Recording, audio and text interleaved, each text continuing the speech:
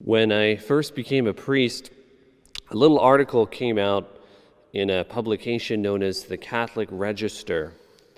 And perhaps when you heard that I was coming to St. Anne's, maybe you Googled my name or something and saw that article come up. Now, it's really interesting. Not only does it, unfortunately, make it look like I used to be an airplane pilot, but the good thing about it is that Father Michael King, whom many of you know, he was here for a little while, he actually called me a Barnabas because we know today is the memorial of St. Barnabas, and he was playfully joking that I tend to encourage people a lot. And if you know me, you know that I do try to encourage people.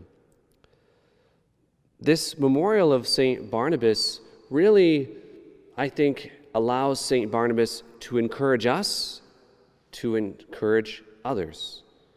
And what do I mean? Well, first off, what does it even mean to encourage someone? What is courage at all? Because encourage sounds like we're helping bring courage to someone. So courage is a virtue that allows us to do what is hard. It's like bravery. It's like valor. It's like, I can do this. I can overcome this obstacle, and I will actually do the hard work to overcome these obstacles. And so how do we impart that to someone else? How do we make that part of someone else's experience? I think St. Barnabas obviously did that a lot. And St. John Chrysostom says this about St. Barnabas, that this name, Barnabas, must have been inspired by his conciliatory spirit and his sympathetic manner.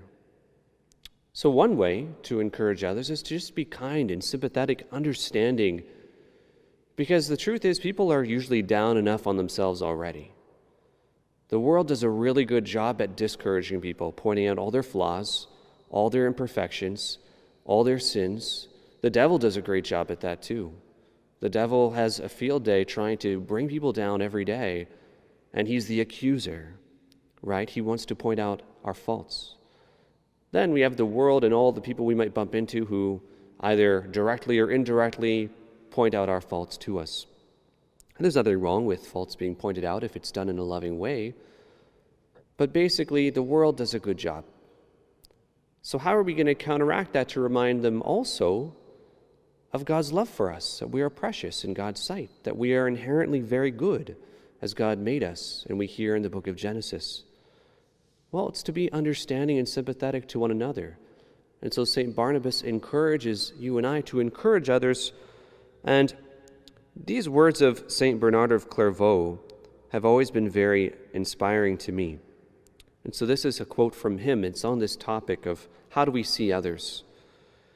Even if you do see someone doing something bad, do not immediately pass judgment on your neighbor, but rather find excuses for him within yourself.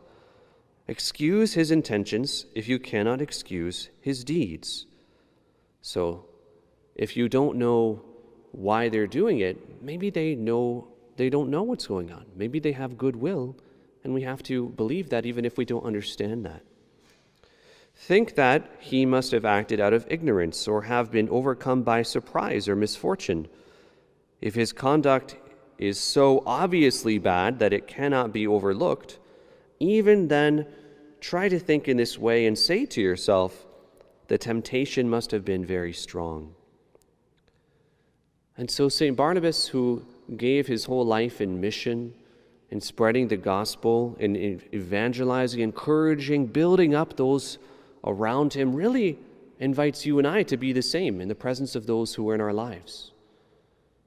Because if we were to say more negative things or correcting things about others than their good qualities, we would in effect be lying to them. Because to point out more bad than good is to say you are inherently bad. That's kind of the implied message that most people will take away, and that can bring people down. And as a priest, I hear enough people being down on themselves already.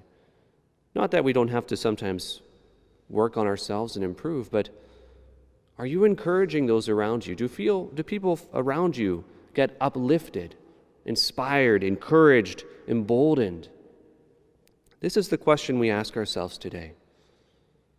Do I lift others up? Am I, in a sense, a Barnabas, a person who encourages others to follow Jesus, to be faithful to him, to know their value? And even if I correct them with great love and kindness and warmth, so that ultimately they are encouraged and built up in their faith.